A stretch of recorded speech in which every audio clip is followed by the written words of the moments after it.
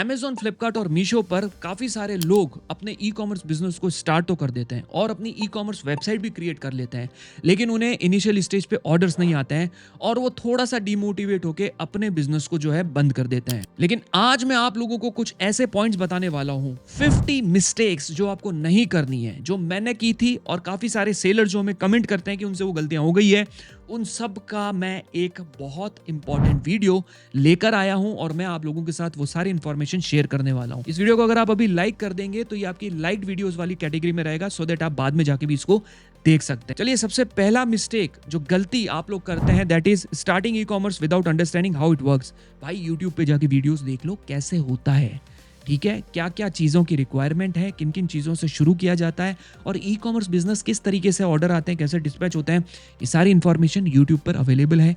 One by one देखना शुरू करो। Mistake number 2, following a YouTube video blindly without adapting to your product. अगर हमारे चैनल पर भी हम कोई प्रोडक्ट बता देते हैं कि ये प्रोडक्ट बहुत अच्छा चल रहा है, उसके ऊपर 10,000 व्यूज आ जाते हैं, तो वो 10,000 के 10,000 लोग अगर वही प्रोडक्ट सेल करने लग जाएंगे तो ऑर्डर्स कैसे आएंगे, उल्टा कंपटीशन बढ़ेगा। आइडिया लीजिए कि इस तरीके के प्रोडक्ट चल रहे हैं तो आप भी इसमें कुछ इंप्रूवमेंट करके, उसमें कुछ ना कुछ चेंजेस करके आप भी एक अच्छा प्रोडक्ट लाके सेल कर सकते हैं।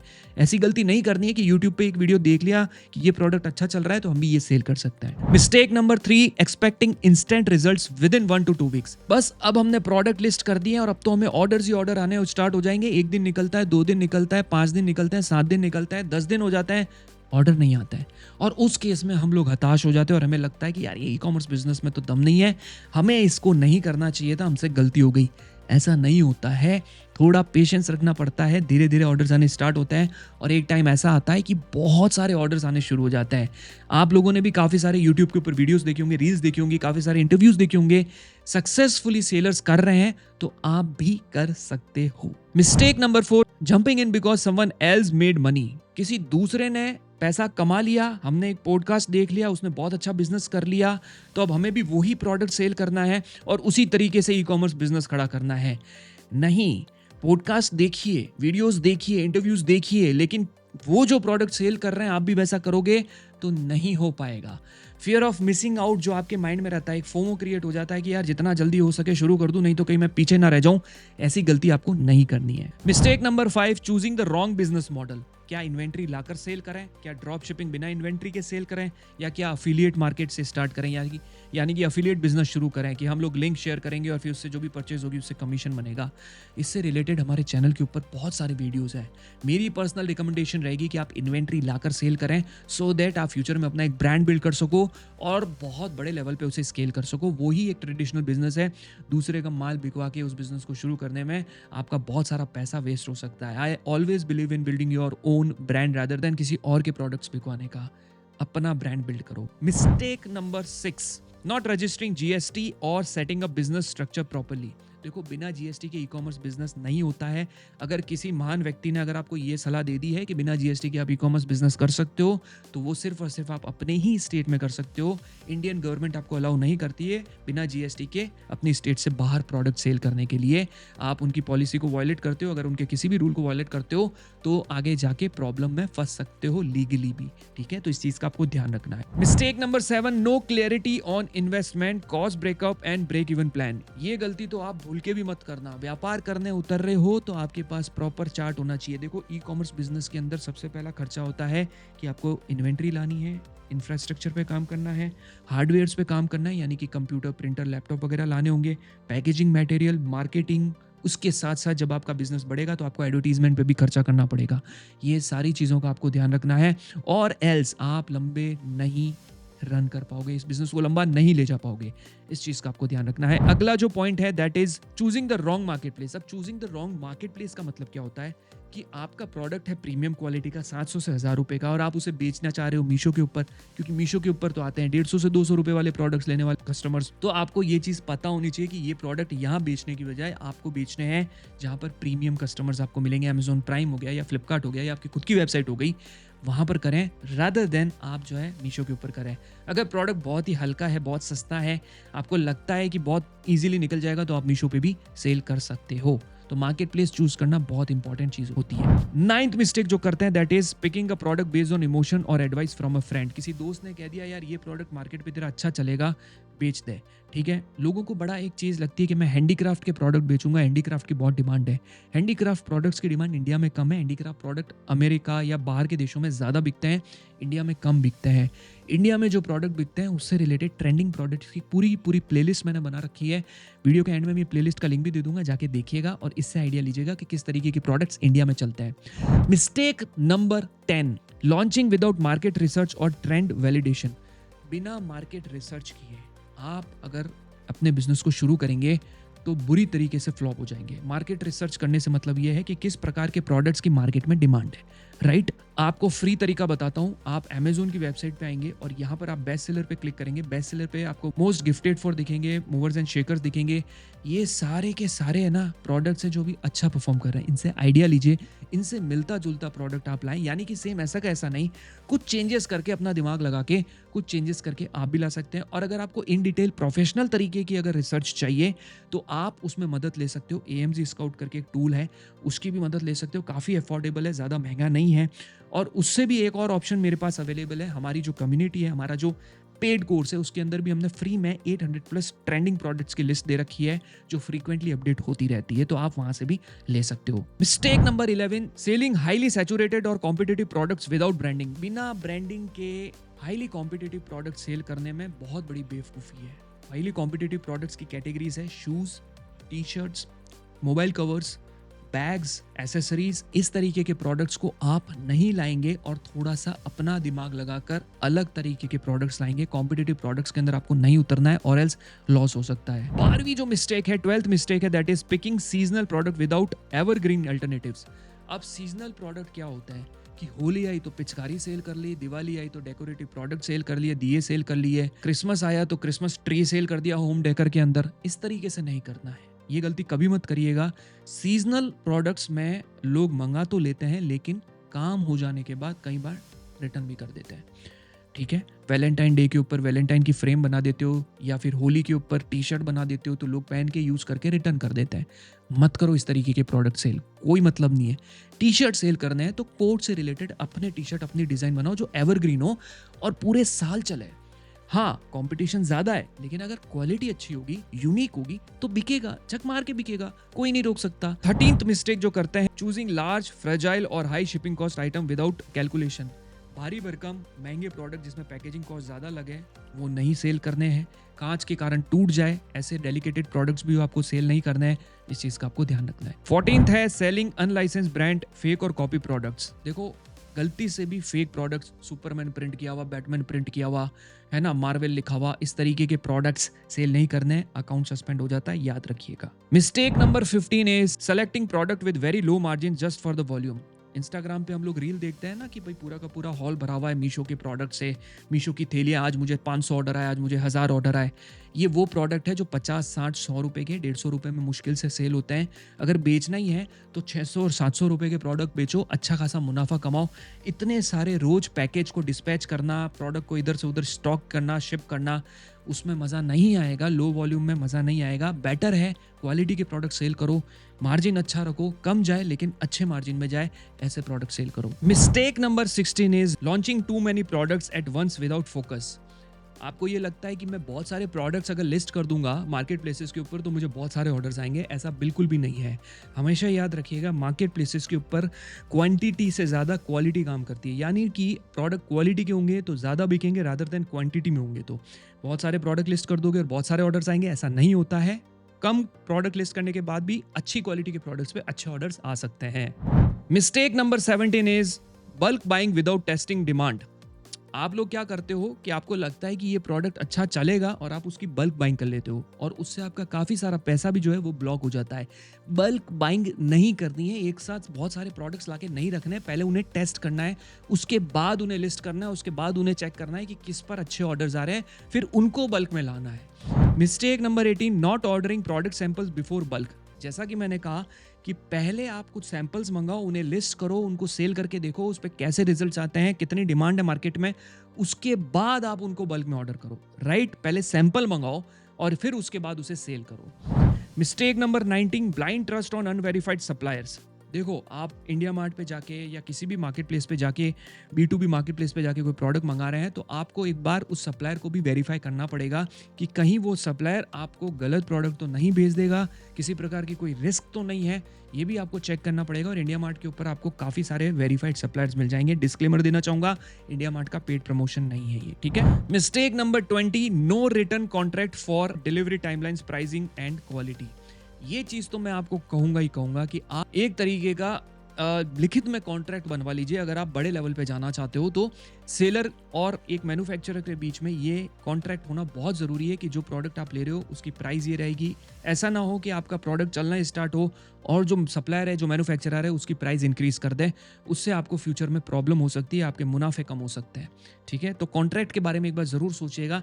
यूट्यूब पे वीडियोस भी अवेलेबल है मैन्युफैक्चरर से कैसे कॉन्ट्रैक्ट और डील की जाती है, आप जाके एक बार चेक जरूर करिएगा। Mistake number 21, supplier doesn't follow proper packaging और लेबलिंग। जो प्रोडक्ट आप मैन्युफैक्चरर से मंगवा रहे हो उन्हें कहिए कि इसे प्रॉपरली पैक करके भेजो। अगर वो प्रॉपरली पैक करके नहीं भेजेंगे तो हो सकता है प्रोडक्ट आते आते डैमेज हो जाए, जिससे उसका नुकसान आपको उठाना पड़ सकता है।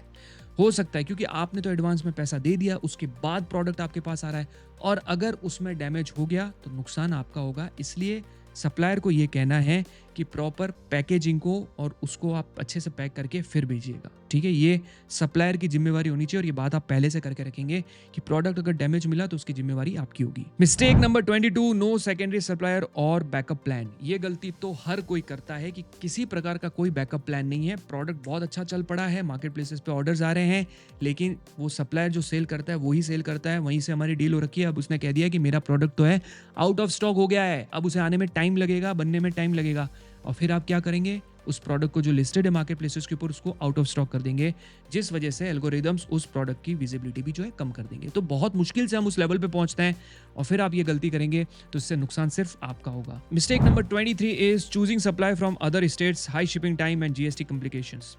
कोशिश करिए अपनी ही स्टेट के सप्लाई ढूंढें, दूसरे स्टेट से ढूंढोगे तो टाइम लगेगा प्रोडक्ट को आने में भी, प्रोडक्ट के अंदर GST कंप्लायंसेस में भी आपको उसमें चेक करना पड़ेगा, ITC क्लेम लेना, ये सब चीज़ें आपको समझ में आए नहीं आए।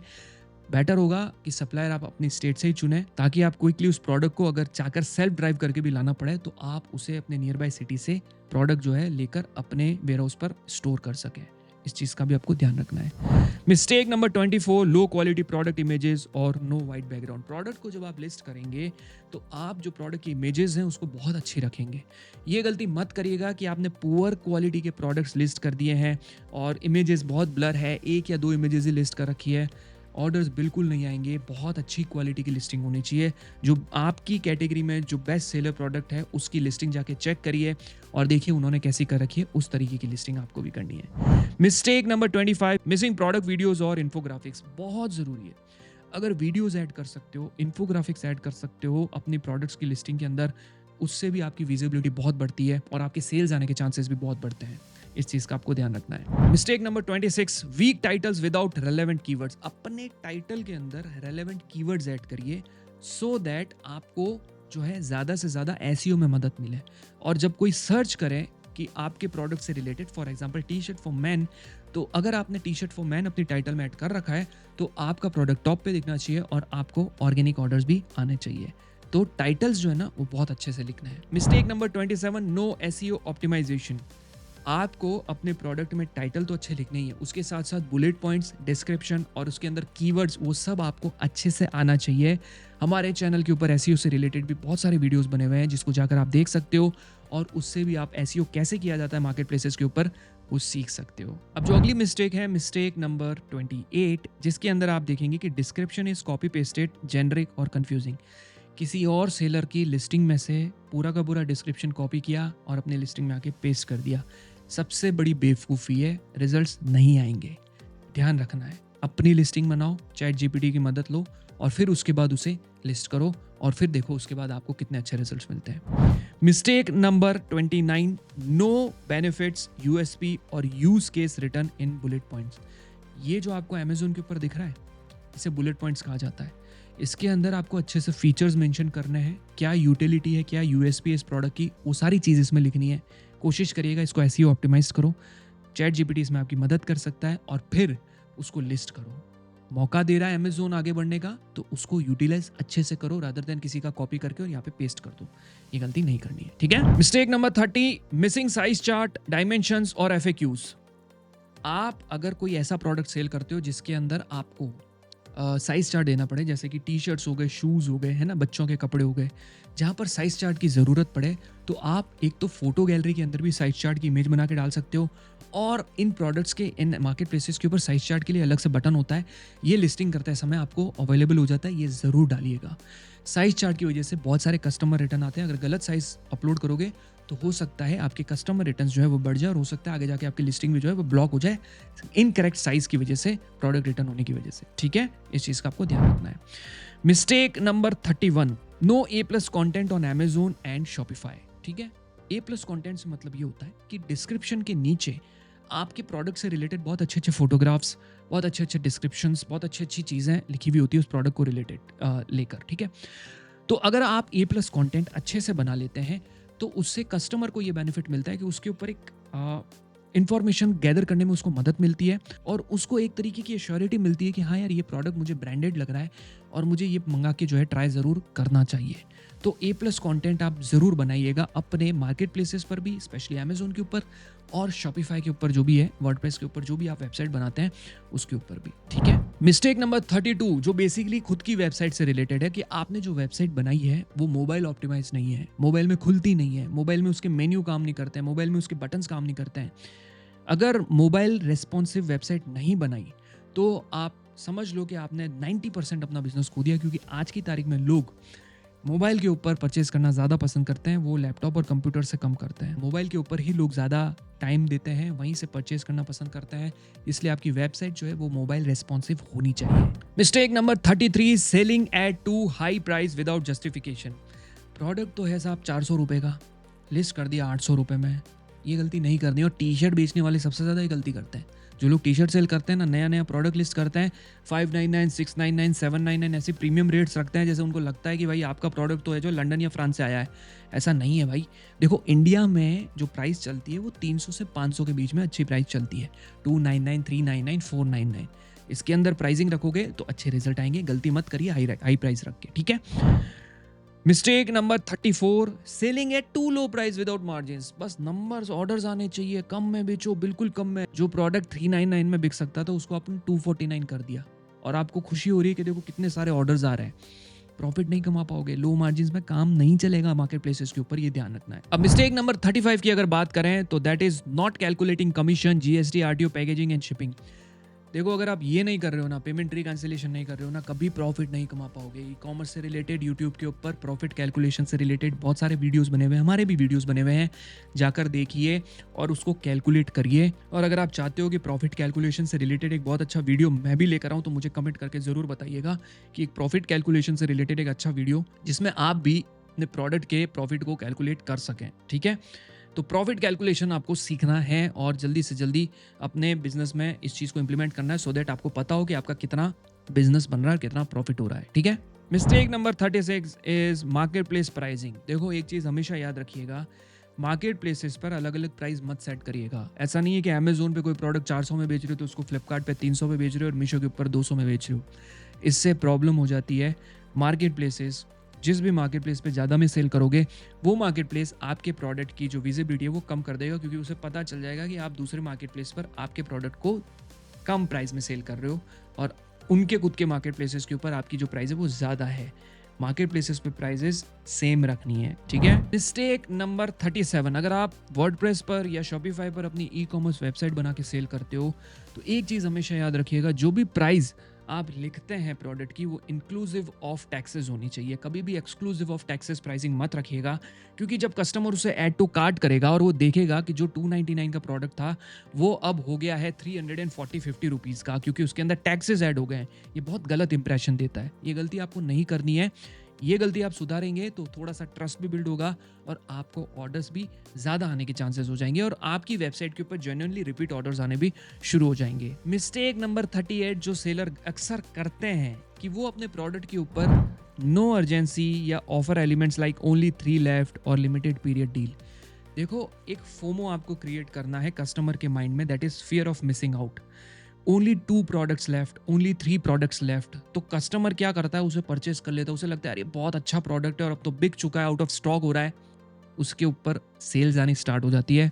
और एक छोटी सी बात इसमें ऐड करूंगा कि मार्केट प्लेस के ऊपर भी 1 या 2 स्टॉक करके देखिए किसी प्रोडक्ट के ऊपर, और मार्केट प्लेस पे ये लिखा हुआ आएगा ना कि ओनली 3 स्टॉक लेफ्ट, तो चांसेस है कि आपको उसमें सेल मिल जाए। ठीक है, ये ट्राई करके ज़रूर देखिएगा।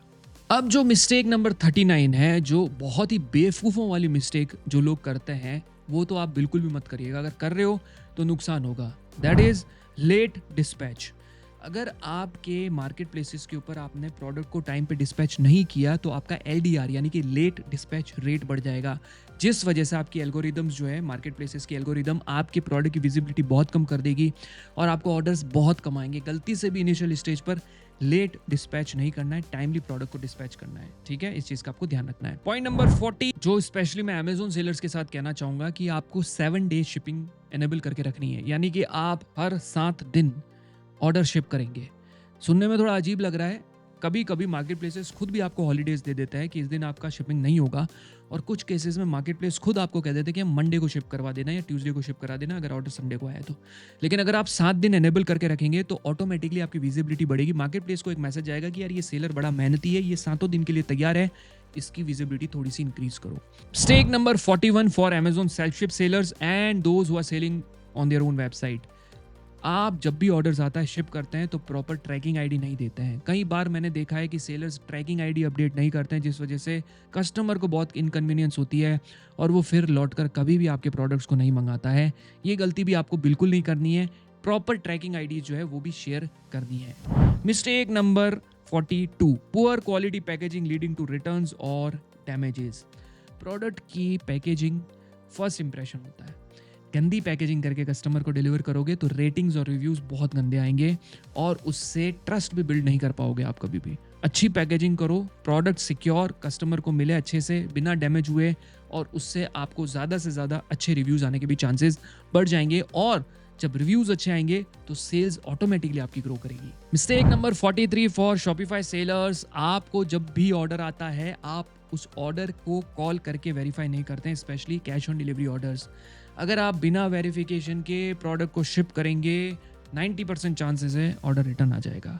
कस्टमर को कॉल करिए, एड्रेस कंफर्म करिए, वैलिडेट करिए और उसके बाद उसे शिप करिए। Mistake number 44 no weight management on portal leading to overcharge shipments. अगर आप शिप रॉकेट, डिलीवरी, किसी भी थर्ड पार्टी कंपनी के साथ टाई अप करके प्रोडक्ट सेल कर रहे हैं, पहले ही प्रोडक्ट की पैकेजिंग वॉल्यूमेट्रिक वेट निकाल लीजिए कि यार इसका कितना वजन है, कितनी हाइट है, कितनी लंबाई है, कितनी चौड़ाई है, वो सारी कैलकुलेट करके इन एग्रीगेटर्स की वेबसाइट पे उसे सबमिट कर दीजिए, ताकि फ्यूचर में किसी भी प्रकार का कंफ्यूजन होता है और आपको एक्स्ट्रा चार्ज पे करना ना पड़े। Mistake number 45 ignoring high RTO pin codes. देखो, अमेजोन का सेल्फ शिप हो या आपकी खुद की वेबसाइट हो, मैं फिर बता रहा हूँ, अमेजोन का सेल्फ शिप या आपकी खुद की वेबसाइट पे आप पिन कोड्स को ब्लॉक कर सकते हो अगर आपको लगता है कि यहाँ से फेक ऑर्डर ज़्यादा आ रहे हैं। अमेजोन सेल्फ शिप करते हैं तो उसमें सिर्फ प्रीपेड आता है और हमें खुद अपने कुरियर के थ्रू से शिप कराना होता है। अगर कैश ऑन डिलीवरी है तो आप कंप्लेन कर सकते हो फ्लिपकार्ट, अमेजोन और मीशो पे कि इस पर्टिकुलर पिन कोड से हमें फेक ऑर्डर्स आ रहे हैं, इसे ब्लॉक कर दो।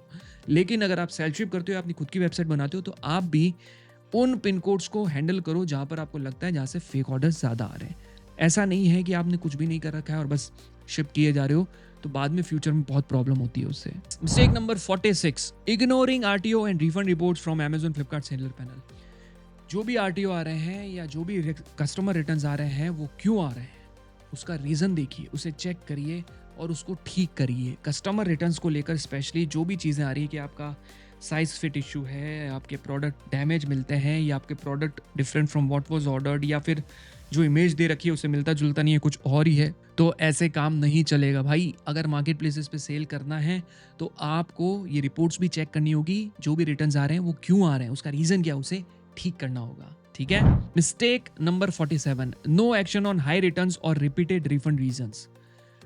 जैसा कि मैंने प्रीवियस पॉइंट में बताया कि आपको एक्शन लेने पड़ेंगे, मेजर्स लेने पड़ेंगे कि यार ये जो प्रोडक्ट हमारे रिटर्न आ रहे हैं इसको हमने कैसे ठीक किया है, इन हाई रिटर्न्स को कैसे ठीक किया जाए, इनको कैसे इम्प्रूव किया जाए, और या तो अगर ये हाई रिटर्न बहुत ज़्यादा आ रहे हैं तो उनको आप डीएक्टिवेट कर दो, उनको हटा दो।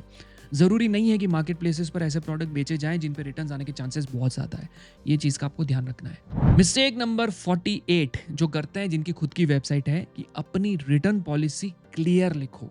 बिल्कुल मेंशन करके लिखो ताकि जब कस्टमर आपकी वेबसाइट पे आके प्रोडक्ट सेल करे तो उसके सामने क्लियरली लिखा हो कि हम इस तरीके से ही रिफंड जो है वो देंगे, कि प्रोडक्ट का लेबल आपने ख़राब नहीं किया है, प्रोडक्ट को आपने यूज़ नहीं किया है। कस्टमर यूज़ करके रिफंड रिक्वेस्ट डाल दे और फिर अगर आप उसे कहेंगे कि हम तो रिफंड नहीं देंगे तो प्रॉब्लम हो सकती है। कस्टमर को पता होना चाहिए कि आपकी रिफंड पॉलिसी क्या है, उसे क्लियरली मेंशन करो। Mistake number 49, selling fake copy item causing frequent returns. Fake products मत बेचना भाई, गलती से भी फेक काउंटरफाइट प्रोडक्ट्स मत बेचना। मैंने पहले भी आपको बताया है, अगर आप मार्केट प्लेसेस पर फेक प्रोडक्ट्स बेचते हुए पकड़े गए ना, तो जिस पैन कार्ड से आपने अकाउंट क्रिएट किया, जीएसटी रजिस्ट्रेशन करवाया है, सब कुछ ब्लॉक हो जाएगा मार्केट प्लेस पे। कभी भी आप उस पैन कार्ड से, जीएसटी सर्टिफिकेट से कभी भी दोबारा अकाउंट नहीं बना पाएंगे। ये चीज़ का आपको ध्यान रखना है। और जो 50th मिस्टेक है जो आपको नहीं करनी है, that is not doing payment and return reconciliation. कितना पैसा आया, कितना पैसा गया, कितना खर्चा हुआ, मार्केटिंग में क्या खर्चा लगा, आपको पेमेंट रिकंसिलिएशन करना आना चाहिए। अगर नहीं आता है तो एट द एंड जब आप इनकम टैक्स भरने जाएंगे तब आपको पता चलेगा ई कॉमर्स बिजनेस 1 साल करने के बाद भी आप लॉस में हैं, तो आपको पेमेंट रिकंसिलिएशन भी आना चाहिए। और एक जो मैं मिस्टेक बोनस आप लोगों को बताना चाहता हूँ, जो गलती ई कॉमर्स मार्केट प्लेसेस के ऊपर सारे सेलर करते हैं इनिशियल स्टेज पे ज़्यादातर, दैट इज़ कैशबैक्स। फीडबैक के लिए आप कैशबैक की रिसिप्ट डाल देते हैं कि हमें फीडबैक देकर आप इस नंबर पे उस फीडबैक की फ़ोटो भेजिए और फिर उसके बाद जो है मैं आपको 50 रुपये दे दूंगा। ये गलती कभी नहीं करनी है। किसी भी कॉम्पिटिटर ने आपकी उस फीडबैक वाली फ़ोटो को लेकर अगर अमेज़ोन के ऊपर लिस्ट कर दी, फीडबैक के अंदर इमेज अपलोड कर दी, तो आपका अकाउंट सस्पेंड होने के बहुत चांसेस हो जाएंगे। इन मिस्टेक्स को जो मैंने बताया उसको ध्यान से देखो, ध्यान से समझो और फिर उसके बाद अपने ई कॉमर्स बिजनेस को ठीक करो। अगर ये गलतियां कर रहे हो उसे ठीक करो और फिर मैं देखना, आपको गारंटी देता हूँ आपके बिजनेस के अंदर कैसी स्पाइक आती है ऑर्डर्स के अंदर और कैसे आपका बिजनेस बहुत अच्छे तरीके से ग्रो करता है। वीडियो अच्छा लगा है तो लाइक करो, कोई सवाल है तो कमेंट करके पूछो, कोशिश करूंगा उसका जवाब देने की। और जो ट्रेंडिंग प्रोडक्ट की लिस्ट में आपको बोल रहा था वो ये वाली है। Thank you so much guys इस वीडियो को पेशेंटली पूरा देखने के लिए। मिलते हैं अगले वीडियो में, तब तक के लिए टेक केयर।